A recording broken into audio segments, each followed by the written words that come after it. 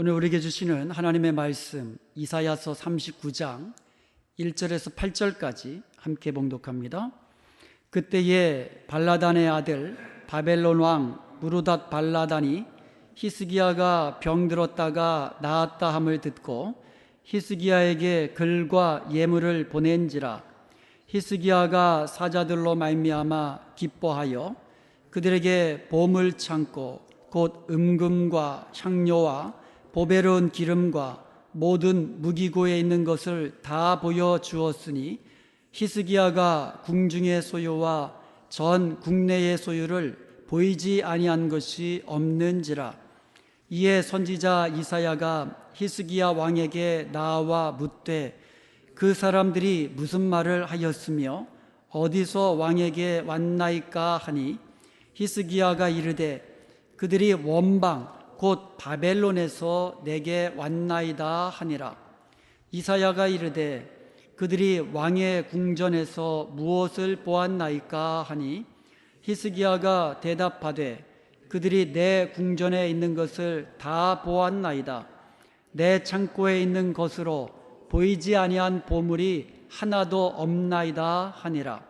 이사야가 히스기야에게 이르되 왕은 만군의 여호와의 말씀을 들으소서.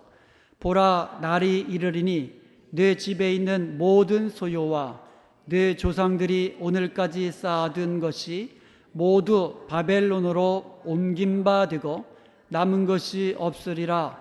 여호와의 말이니라. 또 내게서 태어날 자손 중에서 몇이 사로잡혀 바벨론 왕궁의 환관이 되리라 하셨나이다 하니 히스기야가 이사야에게 이르되 당신이 이른 바 여호와의 말씀이 좋소이다 하고 또 이르되 내 성전에는 평안과 견고함이 있으리로다 하니라. 아멘.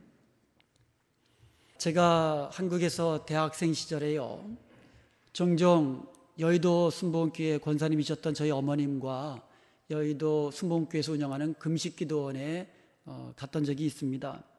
그곳에서 성령의 은혜와 능력을 사모하는 수많은 성도들이 금식하며 말씀과 기도와 찬양으로 충만케 되는 것을 보았습니다. 그러다가 집으로 돌아가는 버스 안에서 빈자리 하나를 놓고 다투는 모습도 봤어요. 기껏 은혜 충만히 받고 집으로 가면서 받은 은혜 다 쏟아놓은 것은 뭐 둘째치고라도 다투고 갔으니 오히려 마음이 불편한 상태로 돌아오지 않겠어요? 한순간에 모든 은혜를 다 까먹은 것이에요. 이것이 남의 얘기만이 아니에요. 주일 예배 때 은혜 잘 받고 밖에 나가서 친교 시간에 어찌가 하다 보면은 또 마음이 상해지는 일도 있어요. 그리고 은혜 충만히 받고 집으로 돌아가는 차 안에서 괜히 엉뚱한 사소한 것 가지고 다툼이 일어나가지고 가다가 싸우는 경우도 있잖아요. 여러분 안 그래요? 우리가 은혜 받고 충만해서 주의 일을 할 만하면 마귀가 어떻게 귀신같이 알고 우리를 넘어뜨리고 시험에 들게 하고 이렇게 상처받게 합니다. 우리가 은혜를 받는 것도 중요해요. 그런데 받은 은혜를 잘 간직하고 유지하는 것도 굉장히 중요한 것이에요. 그러면 오늘 본문 말씀을 통하여 은혜 받은 이후에 어떻게 우리가 받은 은혜를 잘 유지하면서 하나님 주시는 형통함을 계속해서 누리며 살 것인가, 그것을 함께 살펴보면서 은혜를 나누기 원합니다. 히스기야 왕은요 25세에 유다 나라의 왕이 되었다고 했습니다. 그가 왕이 될 때는 나라가 안팎으로 어지러울 때입니다. 힘든 때입니다. 아수르 나라가, 이 북쪽에 있는 아수르 나라가 그 당시 초강대국이었거든요. 그렇기 때문에 아수르 나라에 이것저것 그냥 갖다 바치면서 그렇게 나라가 어려웠던 시절입니다. 종교적으로도요, 우상 숭배가 전국적으로 아주 팽배한 때입니다. 곳곳마다 우상들이 세워져 있고요, 우상 앞에 제사를 드리는 제단이 세워져 있고요, 산당이 있었고요. 이런 상황 속에서 히스기야가 왕이 된 겁니다. 그러나 히스기야가 왕이 된 이후에 제일 먼저 한 일은 종교개혁을 단행한 겁니다. 성소를 깨끗하게 하고요, 하나님께 드리는 예배를 다시 회복했습니다. 유월절을 다시 시작을 했고요, 그리고 온 사방에 흩어져 있던 우상들을 다 찍어버리고 제단과 산당들을 다 허물어버리고 불사라 버렸던 것입니다. 그리고요, 그 히스기야가요, 하나님만 전심으로 찾은 왕이 되었어요. 하나님과 연합된 삶을 살았고요, 하나님 앞에서 정직한 왕이 되었어요. 그래서 하나님의 계명들을 다 지켜 행하는 그런 왕이 되었습니다. 하나님이 그런 히스기야에게 은혜를 주셨고요, 형통한 자가 되게 하신 것을 믿으시기를 축원드립니다. 어느 정도 형통한 자가 되었냐 하면은 그가 어디를 가든지 무엇을 하든지 형통한 자가 되었더라, 이렇게 말씀하고 있어요.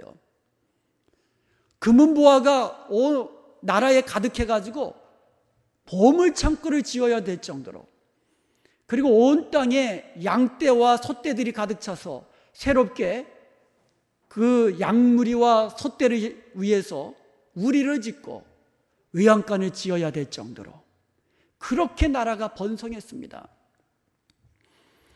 그렇게 형통한 히스기야에게 위기가 찾아왔어요. 여러분, 아무리 형통한 자라 할지라도 위기는 찾아오는 거예요. 고난은요, 형통한 자라도 예외 없이 찾아옵니다. 히스기야 왕이 된 지 제14년, 그의 나이 39살 때에 초강대국이었던 아수르 왕 사네립이 대군을 이끌고 공격을 한 거예요. 그리고 개인적으로는요, 히스기야가 죽을 병에 걸렸습니다. 그래서 곧 죽게 되었어요. 이때 히스기야는 절망하지 않았습니다. 불평하지 않았습니다. 원망하지 않았습니다. 그때마다 히스기야는 성전에 올라가 하나님 앞에 기도했습니다. 죽을 병에 걸렸으니 이제 유언하고 죽을 준비하라는 이사야 선지자의 말을 듣고는 히스기야는 오직 하나님만 바라보면서 눈물로 회개하고 눈물로 부르짖으면서 전심으로 하나님 앞에 기도를 드렸습니다. 이사야 38장 16절에 보면은요, 하나님만이 나의 생명의 주관자이십니다, 이렇게 기도하면서 자기의 생명은 하나님 손에 달렸습니다, 이렇게 고백을 합니다. 그리고 이사야서 38장 17절에 보면 고통과 평안도 주님 손에 있다고 고백을 합니다. 사제의 은총도 주께 있다고 고백을 합니다. 즉 자기가 형통한 자로 살아올 수 있었던 것도 하나님 손에 달렸던 것이고, 자기가 병들어 죽게 된 것도 하나님 손에 있음이고, 그리고 하나님의 은혜로 내가 나음을 입을 수 있다면 그것도 하나님 손에 달린 것입니다. 이렇게 하나님께 모든 것을 맡기면서 내가 지금까지 하나님 앞에 정직하게 주님 위에 산 것을 하나님 기억해 주옵소서. 이번에 나를 치료해 주시고 나를 고쳐 주시면 내가 이 남은 생에는 하나님 영광 위에 살겠습니다. 더욱더 하나님 위에서 충성하며 살겠습니다. 이렇게 고백하면서 눈물로 기도를 했어요. 그럴 때는 하나님께서 그의 기도를 들으셨고 히스기야의 눈물을 보셔서 하나님께서 응답하여 주신 줄로 믿습니다. 그래서 그의 생명을 15년 연장시켜 주셨어요. 그리고 그의 나라를 그 대적 아수르에게로부터 굳건히 지켜주셨습니다. 그리고 그와 같은 약속을 반드시 이루어 주시겠다는 징표로 해 그림자를 거꾸로 10도, 그래서 시간으로 따지면 40분 해당하는 그 기간 동안 해를 거꾸로 돌려놓으신 거예요. 그러니까 다시 말하면 지구를 거꾸로 돌게 하셨어요. 놀라운 하나님의 은혜와 능력을 경험하게 된 줄로 믿습니다. 여기다가요, 하나님은요, 축복하실 때는요, 째잔하게 안 하세요. 하나님은 은혜가 풍성한 하나님이시기 때문에 축복하실 때는요, 풍성히 하시는 은혜가 많으신 하나님이신 것을 믿으시기를 축원드립니다. 그래서 하나님께서 히스기야에게 복을 주시는데요, 부와 영광을 얻게 되는 그와 같은 놀라운 은혜와 복을 주셨어요. 역대하 32장 22절과 23절에 보면 모든 적군의 손으로부터 구원하신 이후에 여러 사람들이 예물을 가지고 예루살렘에 와서 여호와께 드렸습니다. 그래서 보물을 유대왕 히스기야에게 드렸습니다. 그리고요, 그때부터 히스기야가 모든 나라의 눈에 존귀한 자가 되었다 그랬어요.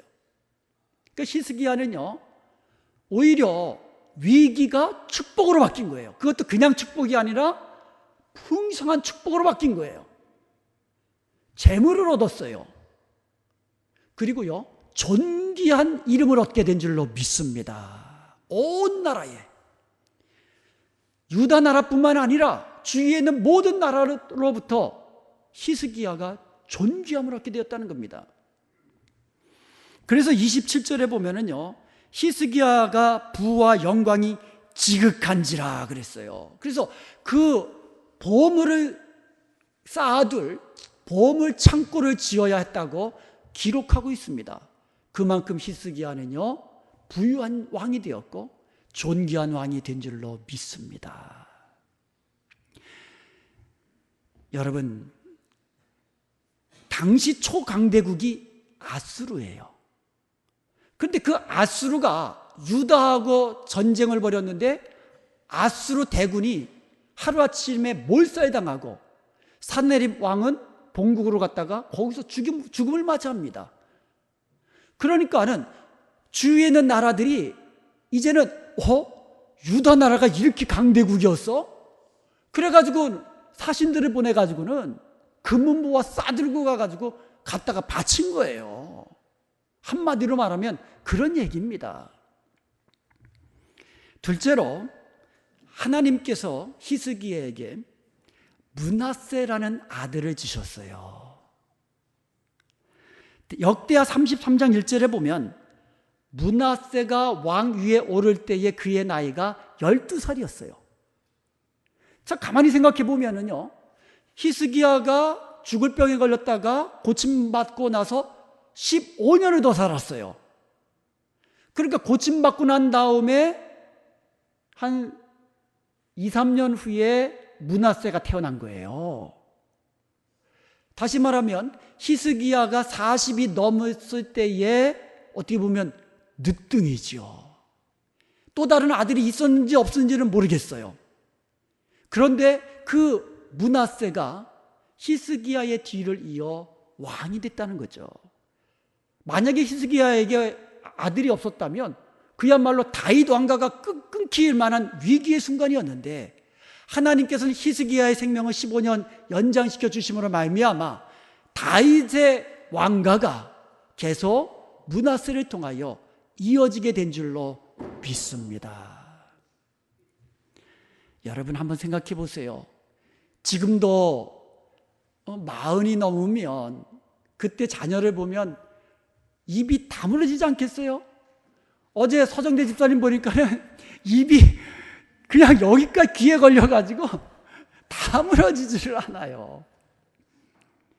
그렇게 귀한 기쁨의 아들을 하나님께서 축복으로 더하여 주신 줄로 믿습니다. 이처럼 우리가 믿는 하나님은요, 은혜가 풍성한 하나님이신 것을 믿으시기를 축원드립니다. 이처럼 하나님의 풍성한 은혜와 축복을 받았던 히스기야는 그렇다면 그 이후에 어떤 삶을 살아야 했을까요? 그 자신의 기도대로, 그 자신의 고백대로, 그 자신의 결단대로 더욱더 하나님 앞에 충성하며 하나님만 바라보며 하나님만 높이며 하나님의 영광만을 구하는 그런 삶을 살아야 되지 않았을까요? 그런데 히스기야는 그와 같은 놀라운 하나님의 은혜와 복을 받은 이후에 어떻게 했을까요? 히스기야가 죽을 병에 걸렸다가 나았다는 말을 듣고 바벨론 왕이 사신을 보내서 글과 예물을 보냈습니다. 바벨론은요, 오늘날의 이라크 지역이거든요. 멀리서 왔죠. 그 먼 지역에서 히스기야 왕이 죽을 뻔했다가 살아났다는 소식을 들은 거예요. 그래서 아마 축하한다는 그런 글도 써 보냈겠죠. 그리고 예물도 보물들도 바리바리 쌓고 왔겠지요. 히스기야가 이것을 보고 얼마나 감격하고 기뻐했는지 모릅니다. 이사야서 39장 2절에 보면은요, 히스기야가 사자들로 말미암아 기뻐하였다 이랬어요.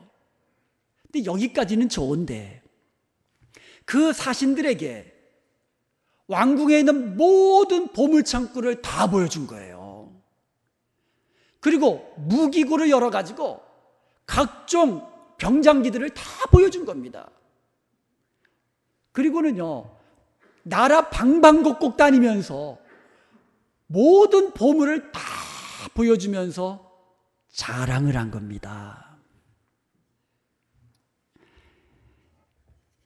이것을 하나님께서 아시고 이사야 선지자를 보냅니다. 그래서 이사야 선지자가 왕에게 도대체 누가 와서, 그리고 그 사람에게 왕이 지금 무엇을 보여준 겁니까? 그때에 히스기야 왕이 대답한 말이 4절입니다. 4절에 보면은요, 뭐라고 대답하냐면, 그들이 내 궁전에 있는 것을 다 보았나이다. 그리고 내 창고에 있는 것으로 보이지 아니한 보물은 하나도 없나이다. 이렇게 대답합니다. 그런데 여기에 보면은요, 내 창고에 있는 보물이라고 그랬는데, 원래 이것이 개역 성경에 보면은요, 물론 영어 성경에도 이렇게 되어 있습니다. 내 보물은 보이지 아니한 것이 하나도 없나이다, 이거예요. 내 보물이라고 되어 있어요. 내 보물. 그러니까 내 모든 보물을 다 보여줬다는 거예요. 보여주지 않은 내 보물은 하나도 없다는 겁니다. 여기서 히스기야는요, 내 궁전이라고 이야기합니다. 내 창고라고 이야기하고요, 나의 보물이라고 자랑을 합니다. 얼마나 겸손치 못하고 교만한 마음으로 자랑하는 겁니까? 저 보물이 자기가 얻은 겁니까? 하나님이 은혜로 주신 거 아닙니까? 그런데 여태까지 하나님이 주신 은혜와 복을 이제는 다 잊어버리고 갑자기 한순간에 나의 보물이라고, 나의 궁전이라고 그렇게 교만하게 자랑했던 거예요. 이같이 행한 히스기야에게 성경은 뭐라고 말하고 있습니까? 역대하 32장 25절에 보면 히스기야가 마음이 교만하여 그 받은 은혜를 보답하지 아니함으로 이렇게 되었어요. 히스기야의 마음이 교만했다는 겁니다. 하나님께 받은 은혜를 보답하지 않았다는 겁니다. 그래서 그 결과 진노가 그와 유다와 예루살렘에게 내리게 되었다라고 선포하고 있어요. 그의 교만함으로, 그가 하나님의 은혜를 보답지 아니함으로 진노가 임하는데 그에게만 임한 것이 아니라 온 유다에게 임했다는 거예요. 예루살렘 백성들에게까지 임했다는 겁니다. 은혜 받은 이후에 히스기야는 교만했다고 이야기합니다. 하나님의 은혜에 보답하지 아니하였다고 이야기합니다. 그 결과는 진노였어요. 오늘 본문 6절에서 7절에서 볼 수 있듯이요, 하나님께서는 이사야 선지자를 통하여서 그동안 너가 쌓아둔 것뿐만 아니고 너의 조상들 때부터 쌓아두었던 그 모든 보물들 바벨론으로 다 빼앗기게 될 거다. 너의 사랑하는 이 자녀들 그들에게 포로로 끌려가고 죽게 될 것이다. 너가 지금 자랑스럽게 보여줬던 이 보물들 다 빼앗기게 될 거다. 이렇게 무섭게 책망하셨어요. 생각해 보세요. 바벨론 사신이 본국으로 돌아갑니다. 자기 왕에게 보고할 겁니다. 왕이시여, 제가 유대 나라를 가봤더니 온 땅에 보물 천지입니다. 자, 그렇게 보고를 했습니다. 분명히 했을 겁니다. 이제 얼마 있다가 그 바벨론 나라가 강대국이 됩니다. 초강대국으로 부강한 나라, 강성한 나라가 됩니다. 그때 바벨론 왕이 유대 땅으로 가자, 보물 찾으러 가자. 그래서 유대 나라 침공하고 멸망시킨 거 아니겠습니까? 만일 그때의 히스기야 왕이 사신들에게 모든 것을 보여주면서 이 모든 것은 우리의 하나님의 능력으로, 우리 하나님이 능력으로 아수르 대군을 다 물리쳐 주셨기 때문에 이와 같은 영광을 얻게 되었노라고 하나님의 능력을 그들에게 선포해주고 하나님께 영광을 돌렸더라면 바벨론이 나중에 강대국이 된 이후에도 유다 나라는 침공할 엄두조차 못 냈을 거예요. 왜요? 이스라엘의 하나님 때문에. 그런데 히스기야 왕이 하나님을 자랑하고 하나님의 능력을 보여주었어야 하는데 자기의 보물이라고 자랑했으니 하나님의 진노로 말미암아 모든 보물 뺏기게 되고 사랑스러운 자녀들 다 바벨론에게 포로로 끌려가는 그런 비극을 맞이하게 됩니다. 무엇보다도 중요한 것은요, 히스기야가 생명이 15년 연장됐다 그랬어요. 그런데 그 15년 연장됐을 때 낳은 아들이 므낫세라고 했습니다.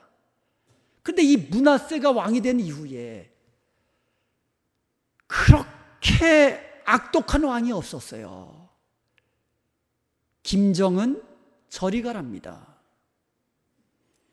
온 땅을 우상 천지로 만들고요, 자기가 앞장서서 우상이란 우상을 다 섬깁니다.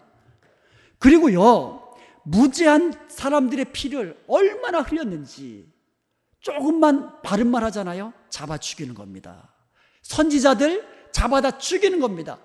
얼마나 잡아 죽였는지 예루살렘 이 끝에서 저 끝까지 피로 가득하였다고 열왕기하 21장 16절에 기록하고 있습니다. 하나님께서 그 므낫세의 악행을 도저히 참으실 수가 없어서 므낫세로 인해서 유대 나라를 멸망시키겠나라고 그렇게 작정하신 거예요. 그래서 결국 BC 586년에 유다 왕국은 바벨론에게 멸망하고요, 모든 보물은 다 빼앗기게 되고요, 자녀들은 다 포로로 끌려가게 되었습니다. 저는요, 하나님의 은혜에 보답하지 아니하고 교만히 행하는 히스기야 왕에게 진노하시는 하나님, 그리고 심판하시는 하나님을 보면서 하나님은 얼마나 정확하신 분인가 다시 한번 깨닫게 되었습니다. 여러분, 하나님께서 히스기야의 생명을 15년 연장시켜주면서 덧붙여서 주신 축복이 있다고 그랬습니다. 크게 두 가지라고 그랬잖아요. 하나는 재물, 그리고 또 하나는 아들. 그런데 이 두 개로 인해서 오히려 유다가 망하게 되는 거예요. 나중에 바벨론이 강대국이 되었을 때에 이 보물 때문에 유다 나라가 침공하게 되잖아요. 침략당하게 되잖아요. 그리고 이 히스기야가 생명 연장했을 때 낳은 그 므낫세로 인해서 유다 나라는 멸망하게 됩니다. 하나님의 심판으로. 축복이 심판의 도구로 바뀌게 된 거예요.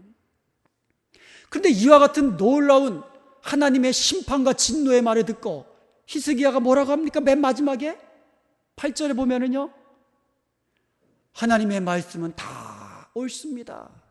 그러면서 하는 말이, 내 생전에는 평안과 견고함이 있으리니. 그러면 됐지 않습니까? 이런 말을 합니다.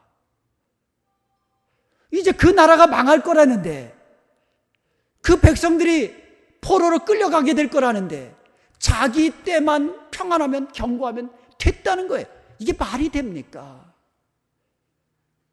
교만한 자의 그 마음이 이처럼 순식간에 변하게 된다는 것을 우리는 분명히 보게 되는 겁니다. 여러분, 우리가 하나님께 은혜 받는 거 중요합니다. 그런데 그 받은 은혜를 잘 간직하면서 계속해서 은혜와 복을 누리며 형통한 자로 사는 것이 훨씬 더 중요합니다. 계속해서 은혜와 복을 누려야 되지 않겠습니까? 우리는요, 하나님께 받은 은혜와 복을 마치 내 것인 양 자랑해서는 안 되는 거예요. 내 힘으로, 내 지혜로 이 모든 것을 이룬 양 자랑해서는 안 되는 겁니다. 교만히 행해서는 안 되는 겁니다. 내 것이라고 말해서는 안 되는 겁니다. 하나님이 주신 하나님의 것입니다. 이렇게 겸손하게 하나님을 자랑하며 하나님을 높이는 저와 여러분이 되어야 될 줄로 믿습니다. 여러분, 겸손해야 됩니다. 하나님의 것임을 인정하고요, 그리고 하나님의 은혜에 보답하는 삶을 살아야 돼요.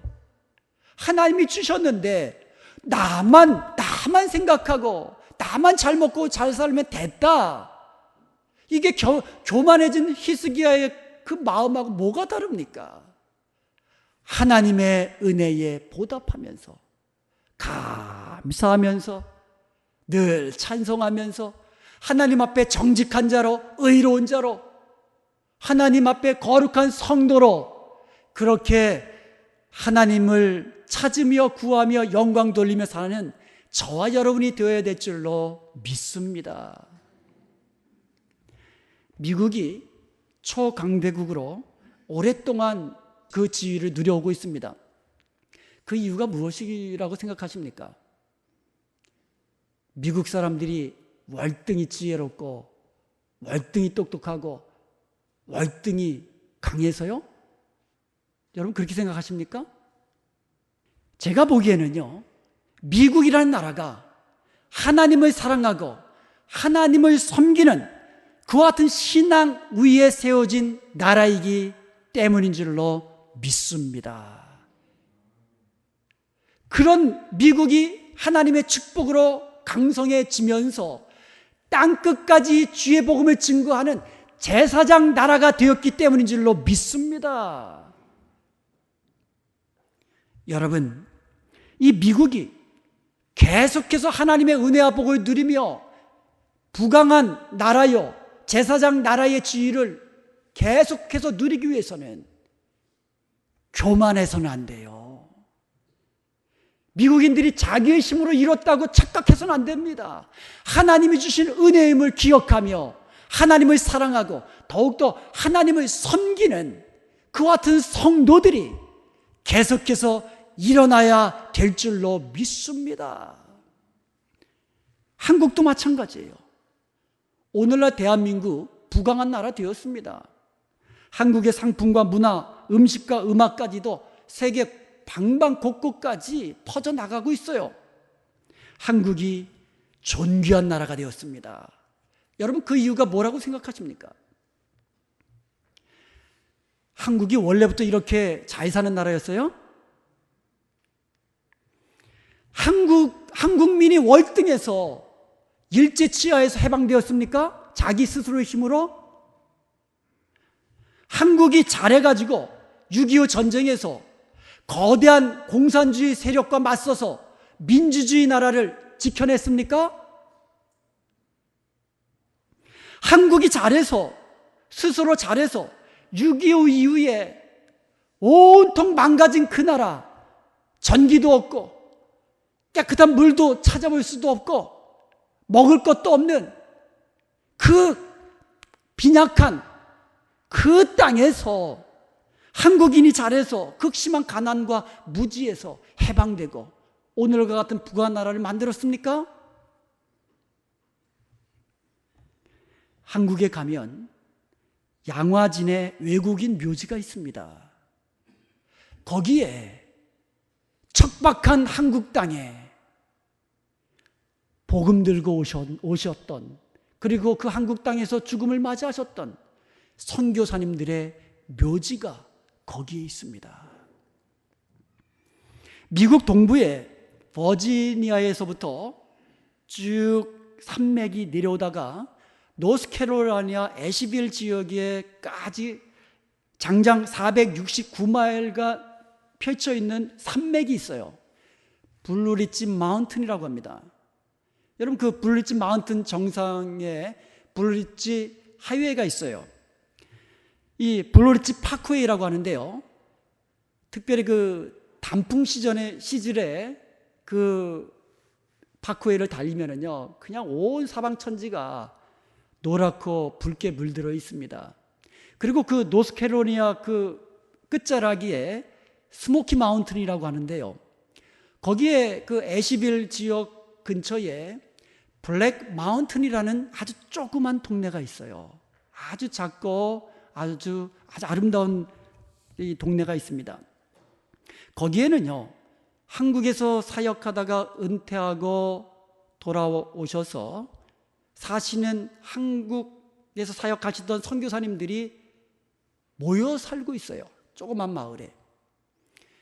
그것은 미국 남장로교 소속 휴양지가 있는데요, 사역하시다가 은퇴하시고 그리고 은퇴하신 자녀들이 모여서 한 30분 정도 모여 사는데요, 지금은 여러분들이 좀 소천하셔가지고 20분 정도 거기서 모여 살고 있습니다.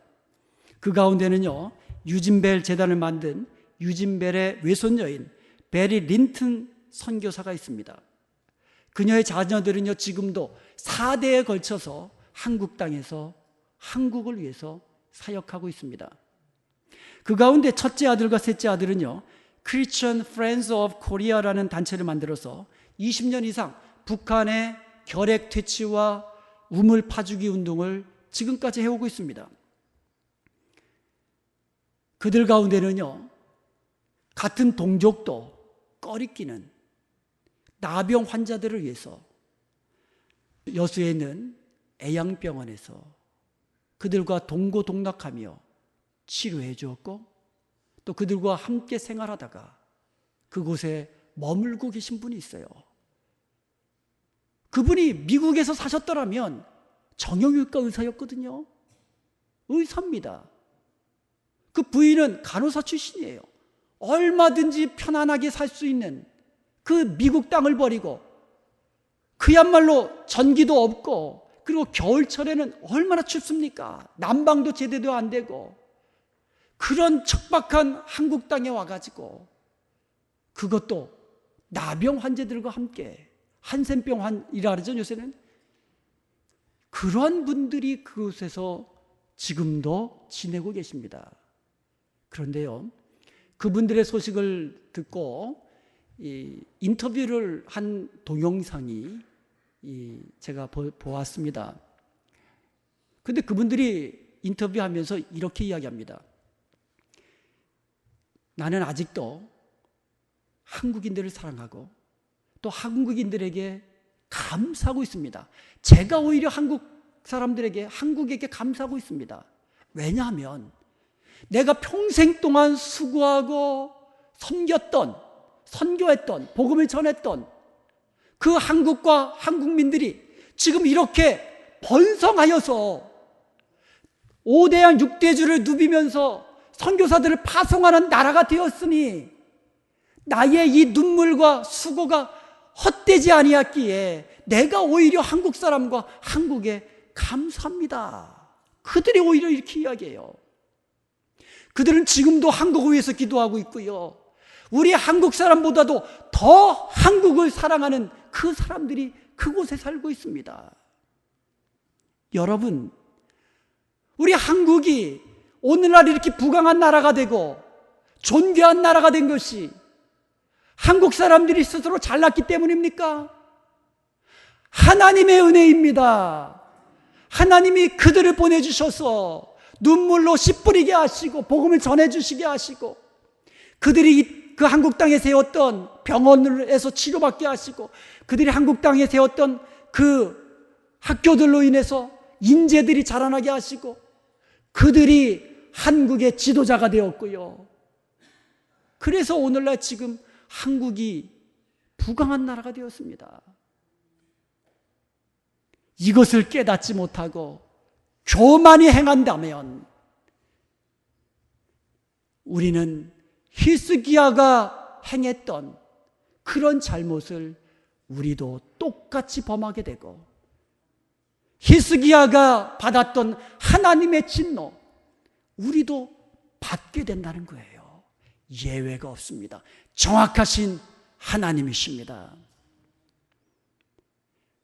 우리 대한민국과 이 미국이 계속해서 형통한 나라가 되고 부강한 나라가 되고 땅끝까지 복음을 증거하는 제사장 나라로 하나님께 쓰임받기 위해서는 가장 중요한 것은 겸손해야 돼요.